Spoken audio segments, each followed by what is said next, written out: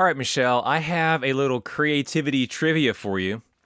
What do the composer Johann Sebastian Bach, the painter Vincent van Gogh, and the poet Emily Dickinson all have in common? I don't know. Tell me. Well, in today's episode, we'll find out. And we'll see what those answers have to teach us about our own creativity. Let's get started. Are you creative but feel stuck and tired of not having enough time and money to create? Do you dream of your content making a significant impact on those around you? At the end of the day, are you frustrated that you have no energy left to be creative? You are not alone. Welcome to the Beauty Hunters Podcast, where we explore life's beautiful moments to awaken your creative heart. We are your hosts, Jonathan and Michelle Rose, fellow creative souls who have broken out of the daily grind and are living full-time in our creative pursuits. We understand the struggle and are here to guide you with inspiring stories and strategies on the path to vibrant creativity. So if you're ready to take your creativity to the next level and release it into the world, then grab your coffee, tune in, and let's create a more beautiful world together. Thank you all for joining us on another episode of the Beauty Hunters Podcast. I'm Jonathan, and I'm here with the always beautiful Michelle. Michelle, how are you doing today? I'm doing well. Thanksgiving was wonderful, and I'm in the middle of a gratitude hangover as I sit with all the wonderful things that have happened in the last 12 months. We had 2 weddings, and we did our New England trip. Well, that was a lot of fun. Yep. And of several other trips. And then we now have a grandbaby coming soon. So we'll have that gender reveal at the end of this episode for all of you listening. Absolutely. Yeah, a gratitude hangover is a funny way of looking at it because usually it's like this turkey hangover after Thanksgiving. But a gratitude hangover is a nice change of pace. So I hope everyone had a fantastic Thanksgiving filled with lots of food, warmth, and good company, good drinks, and good times. But now it's time to get back to the business of making the world a more beautiful place. Yeah, so I'm curious, Jonathan, how long are you going to leave me and all of our listeners hanging on, waiting for that answer to your little trivia teaser? Yes, well, the trait that is common between all of those notable creatives is their posthumous recognition. None of them were recognized for their creative genius during their lifetime. That's interesting. So why do you bring that up now? Well, it's just that time of year where we tend to slow down, and the year is drawing to a close, and a new year is right around the corner, and it's often a time of reflection and a desire that many creatives in our community have expressed that resonates deeply with me is that my work matters and that my work makes an impact on the lives of those around me. So that self-reflection often leads me to evaluate the importance of what I'm doing.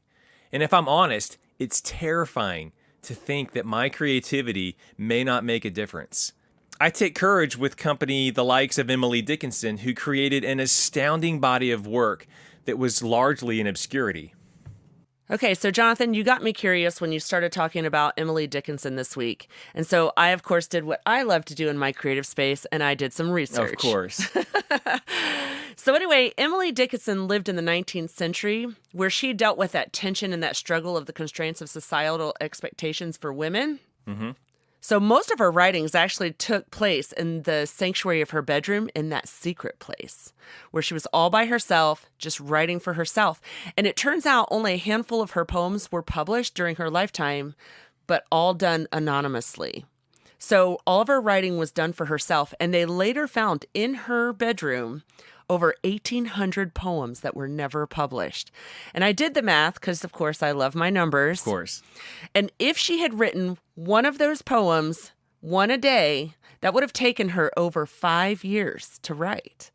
Of course, I'm sure some poems took a little more than a day or two, but we're just saying, like, the math on that is she wrote a lot of creative work in her lifetime. Yeah, Emily was famously reclusive, especially the older she got in the latter parts of her life. And I can really relate to those moments of solitude where the only audience is myself. It's in those places where you find the courage to experiment, to dig deep into the recesses of your creativity. And it's in those private moments where our creativity really has to be enough for yourself first. Yeah, so it was actually that conversation back and forth with herself that she was doing this. It wasn't actually meant for the eyes of the world, at least not at first. And it was a way to explore those landscapes of her thoughts and her feelings. Yeah, as a writer, I can absolutely relate with that, where just in the privacy of your journal or your writing, your pen really becomes your confidant. And in those private moments, you can explore those themes of nature and death and human experience with a real courageous authenticity that I find inspiring. You know that worn out expression, dance like nobody's looking?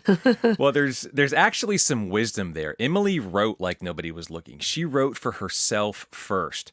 She nurtured her own creativity for its own sake, regardless of the social pressure or the family pressures or responsibilities of life. It reminds me of a time when I was deep in my own creative space, in my metalworking side, not my poetry, but I was working on making a drum, and I had this particular one that was not going the direction that I had planned for it to go. There was this imperfection, there was this flaw in the material that wasn't jiving with where I was going artistically. So I had to pause and I reevaluated, and I said to myself, well, if I just make the finish busy, no one will see the imperfection. And then the Holy Spirit tapped me on the shoulder and he stopped me and he said, hey, say that last sentence again, just a little bit slower. If I make the finish busy, no one will see the imperfection. And man, all of a sudden it was like, I was convicted, and I knew instantly that this piece of art wasn't for anybody but for myself first. And all of a sudden, I realized that I was working out my own struggle with busyness and imperfection in this piece. And it sparked this series of very authentic and raw poems about my own struggle with perfectionism, with busyness. And it was in the privacy of that moment that I learned that my work has to be for me first. Like, I'm working out my own stuff in this piece, and it really is in those moments where you have to decide that you're going to take courage and just express authentically, no matter how it looks or feels. You're just going to explore that creative space, and that's what it means for, as a creative, your work has to be enough for you first. You got to let it speak to you before it can speak to anybody else. Yeah, I actually remember that drum that you're talking about. And it was cool being able to be a fly on the wall as you experienced all of that in your life. It actually made a shift in my mindset towards the busyness that I was living out in my life as well, to kind of evaluate, why am I being so busy? Am I trying to hide from something? So anyway, how fun it might have been to have been a fly on the wall in Emily's poetic journey. I couldn't help but prepare for this episode and read some of Emily's poetry, some of her work. And there was one that stood out to me, just one little poem, and it's titled, I'm Nobody, Who Are You? And it just seemed relevant to this episode, so I'm going to read it. It's short and sweet. I'm nobody, who are you? Are you nobody too? Then there's a pair of us.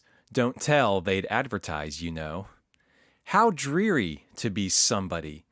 How public like a frog, to tell one's name the livelong June to an admiring bog. I wonder if Emily was some of Dr. Seuss's muse and Yeah, maybe so. This poem struck me as being far ahead of its time.